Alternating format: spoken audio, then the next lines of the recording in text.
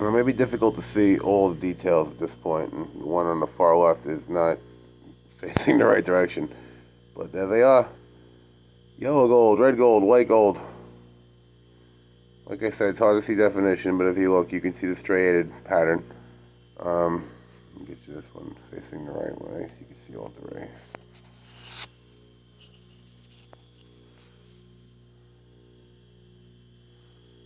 There you go. It's as good as it's going to get from this angle. So, red, yellow, and white on the outside. So, we're going to start twisting these up now. They came out very good.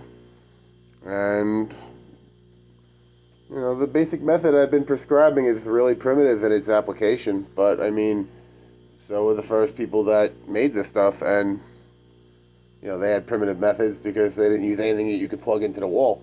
And their results far exceed anything we can make today. So there's got to be something to the primitive method. So, bear with me. We're going to have these in a vise very shortly, and we'll start twisting them up. Alright, so we're going to throw these in this vise under here. You know, the teeth are there, as you can see. Maybe not, but take my word for it. And there's a ledge under there, you know, that there'll be a little box-shaped cavity when the teeth are fully closed that these can fit in. It's not marred. It won't mar it up. If you don't have a vise that has that gap, what I would recommend is getting some copper and just lining the jaws with copper. But that's not necessary here because we have a nice square ledge to stick them under that won't mar them up. To twist them, I have these locking pliers. Now, normally I would say don't use these, but I have ground off the teeth, as you can see. So these also will not mar the metal up. So I'm going to make sure these are annealed, and we're going to start twisting right now. Alright, they are indeed annealed, and we're going to do them at the same time, in the same order that we made them. So, red gold is up first. Alright, so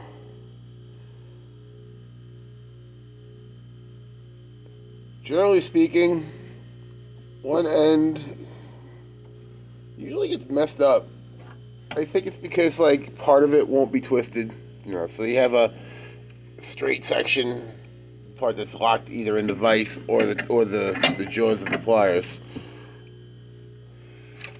Generally speaking, I like to do the cleaner end into the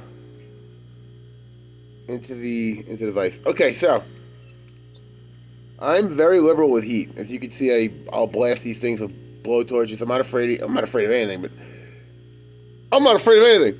I'm not worried about much. However, I'm far more worried about pressure and fatigue and damage.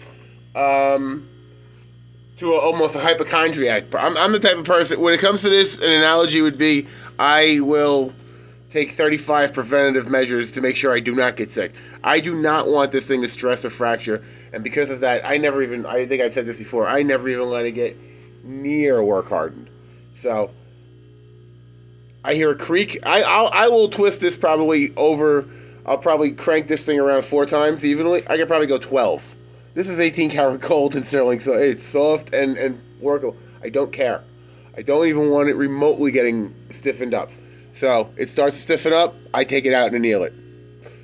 When in doubt, anneal. I've seen people do this on videos and live, and they never seem to have that much of a problem. Sometimes they'll go a little too far, but they will twist these things so they'll manhandle them. I can't bring myself to do it. I'm gentle, I'm smooth at this point because I'm afraid of things that never happen, things that won't happen, and things that can't happen with my attitude. If you keep worrying, if you're worried about gold breaking and you're constantly annealing, it won't break. Gold's so soft. Now, understand, I've only gone around, I don't even know, 1.5. This is my second full turn. I'm already starting to get nervous. This thing can be tied in a knot right now. My brain knows that, but my emotions are not letting that. All right, so when this is facing, when the bottom of the tool is down, I'm taking it out and annealing it.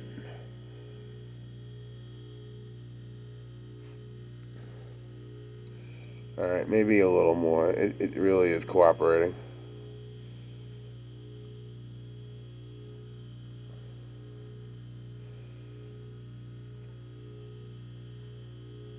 There's no rush here. Nice and slow.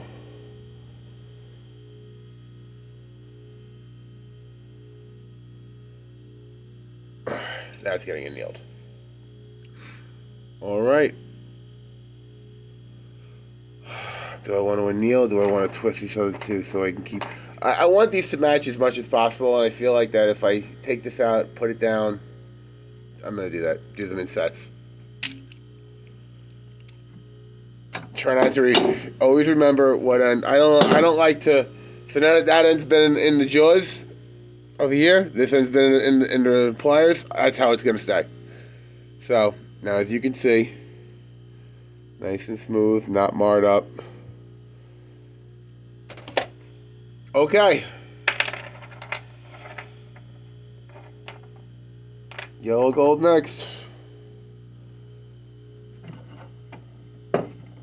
So as I was saying, so that end, this end is flatter, that end's a little off, so that's the one that's going in the jaws.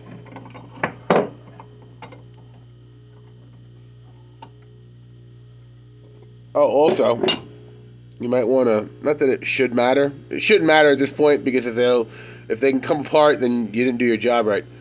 But just the same, sandwich them. So make the stripes, the sides, pointing up and down inside. That way the pressure is being applied, the same way it always has been. Just as a final fail-safe. Okay.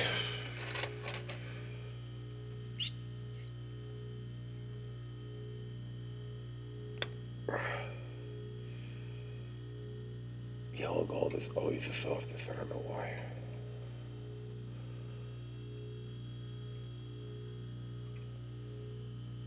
White gold is always the toughest. Actually, an 18 karat, I don't know.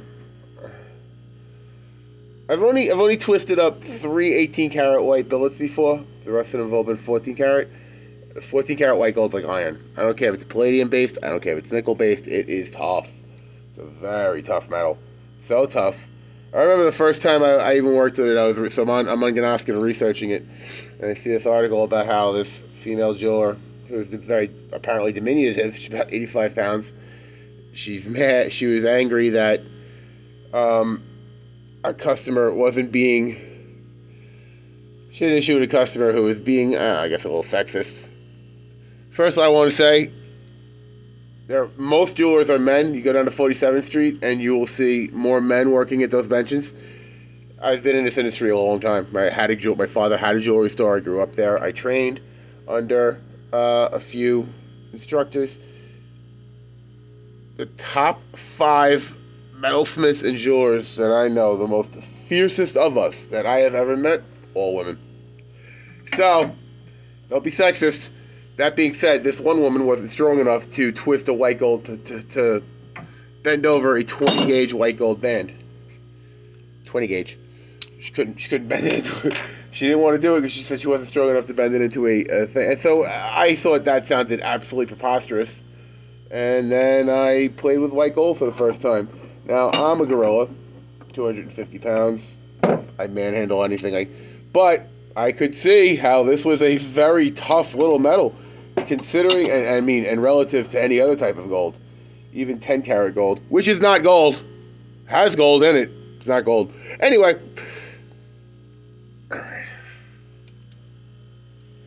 But, the filler elements that make white gold that off-white color, they are much tougher than what makes yellow gold yellow or red gold red. They're just stiff.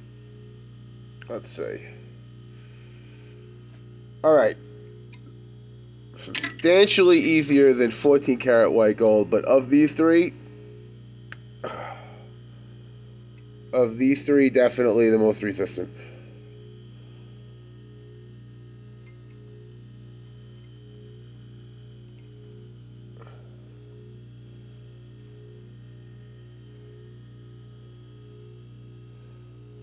I'm just trying to keep everything. Damn it. This one was a little smaller, so I guess that wasn't tight enough. Let's try to keep everything. Bam. Get on there.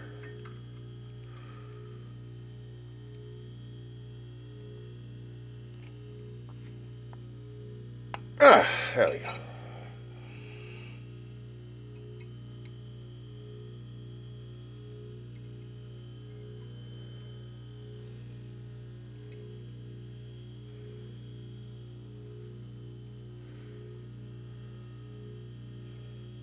I'm not going to take this one as far as the others. I'm always more cautious with white gold, and I'm going to anneal this one better. White gold just absolutely resistant in every capacity. I mean, even when it's okay, it's still a little far more resistant than the others. Look what's going on here in the fact that it's not twisting evenly up. Okay, so. Ay. All right, anneal time. Anneal time. Be back in a few moments, folks.